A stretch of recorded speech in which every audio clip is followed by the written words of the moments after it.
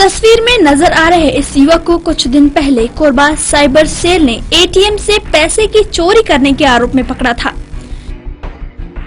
ये तस्वीर उसी एटीएम की है जहां से इस आरोपी ने एक व्यक्ति के खाते से 35,000 रुपयों का आहरण कर लिया था। वाकया 9 जनवरी का है, जब एक व्यवसायी कोरबा शहर के व्यवसायी परिसर एसएस प्लाजा के पास स्थित इस एटीएम में पैसे निकालने के लिए पहुंचा।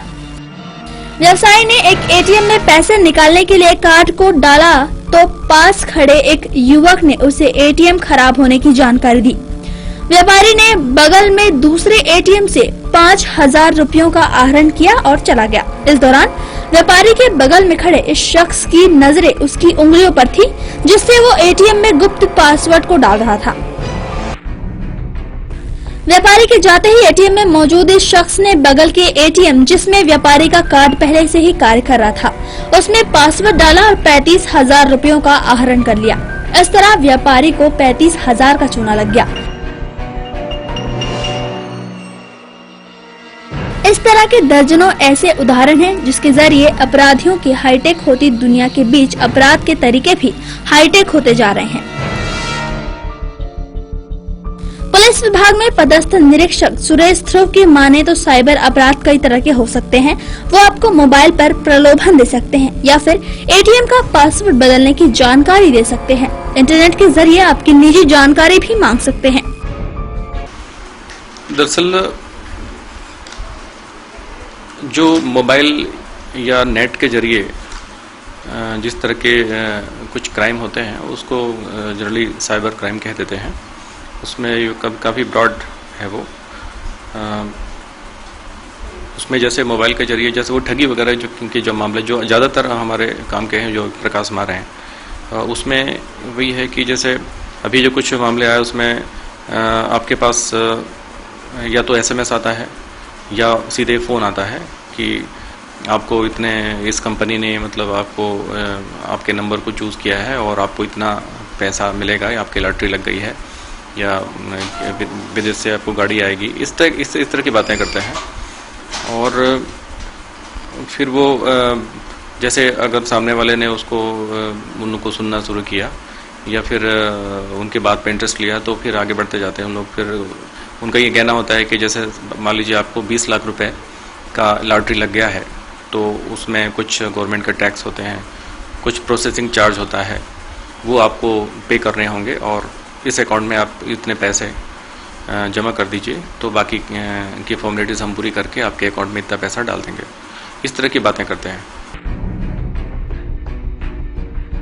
अपराध के हाईटेक होते तरीकों को रोकने के लिए पुलिस महकमे में इसके लिए एक अलग से विभाग का गठन किया गया है, जिसका काम है ऐसी किसी भी शिकायत जिसका संबंध आधुनिक अपराध या यूं कहें कि साइबर क्राइम से होता है।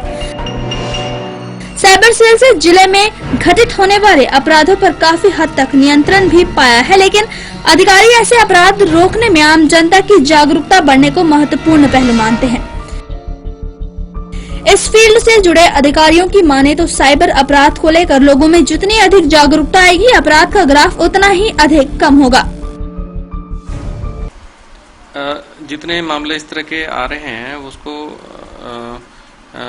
मैं पहले तो ये बताना चाहूँगा कि सबसे पहले लोग अवेयर होना जरूरी है कि जैसे कोई भी बैंक से इस तरह फ़ोन करके आपका पिन नहीं पूछेगा या आपके अकाउंट में कितना पैसा है या फिर आपके अकाउंट नंबर क्या है। कभी भी कोई बैंक वाला इस तरह से बात नहीं करेगा।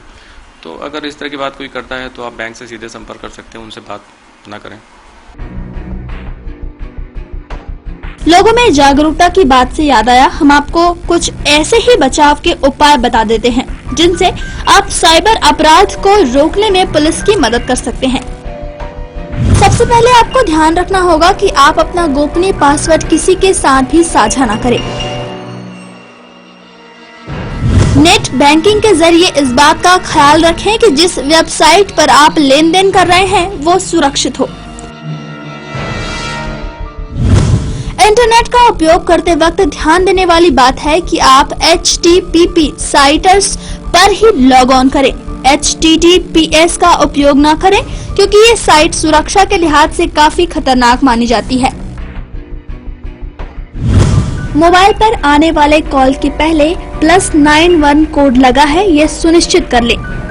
ये कोड इंडिया का ISD नंबर है। +92 या फिर +93 से आने वाले फोन कॉल पाकिस्तान या फिर दूसरे देशों से हो सकते हैं, जिनके झांसे में आकर आप मुसीबत में पड़ सकते हैं। मोबाइल पर प्रलोभन देने वाले फोन कॉल से बचें। ये कॉल आपको अपने जाल में फांसने के लिए किए जाते हैं। किसी भी व्यक्ति के फोन करने पर बैंक कार्ड और ATM नंबर उसे कभी ना दे, क्योंकि कोई भी बैंक आपसे गोपनीय जानकारी नहीं मांगता है। ये तमाम सावधानी आपको ठगे जाने से बचा सकती है, इसीलिए आप ऐसे किसी भी प्रलोभन में फंसकर कोई ऐसा काम ना करें जिसकी वजह से आपको पछतावा हो। BTV इनसाइड न्यूज कोरबा के लिए कैमरा पर्सन मनहरन साहू के साथ धीरज दुबे की रिपोर्ट।